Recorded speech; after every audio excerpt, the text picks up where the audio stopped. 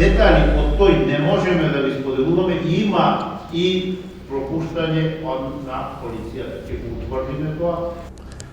А зошто не би можеле сега да објавиме? Тоа е прашање кое што логично ќе му дојде на секој кој сака да ја дознае вистината за трагедијата во Кочани. Дискотеката Пулс работела од 2012 година и речиси секој викенд на своите забави користеле пиротехника и ниту еднаш единствениот надлежен орган за контрола на употребата на овие средства не извршила никаква проверка, иако знаеле или согласно законот морале да знаат за настаните. Единствен орган кој никогаш не го казнил е Министерството за внатрешни работи. Согласно сведоштвата, полицијата влегла во кабаретот Пулс со цел да изврши контрола за малолетници и опојни средства околу 2 часот и 30 минути по полноќ. Полициските службеници немале писмен документ, туку устна информација за нивните работни задачи. Во ОВР Кочани постои посебен одсек за оружје, експлозивни и опасни материи, чија задача е контрола токму на вакви објекти. Она што е можеби најстрашно е тоа што во официјален документ на Дирекцијата за заштита и спасување потврдува дека главната влезна врата најверојатно била затворена, пошто била искршена. Во исказите на низа сведоци се наведува дека полицијата не се обидела да им помогне на луѓето кои се бореле за живот во моментите на пожарот.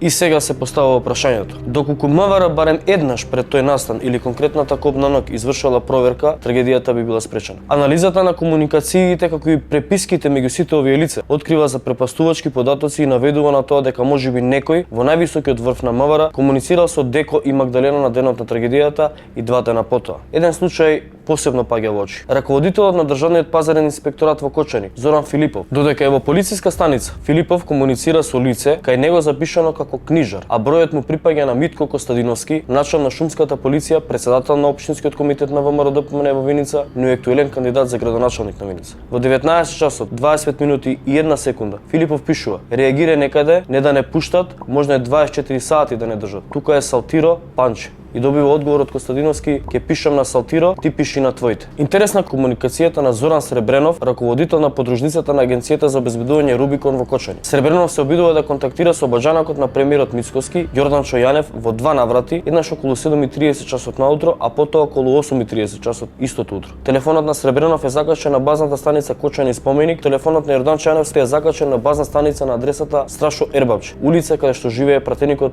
на ВМРО ДПМН Миле Левков. Треба да се напомене дека подоцна и Зоран Сребренов и Зоран Филипов, иако беа осомничени, не се најдоа во списокот на обвинети за трагедијата Пулс.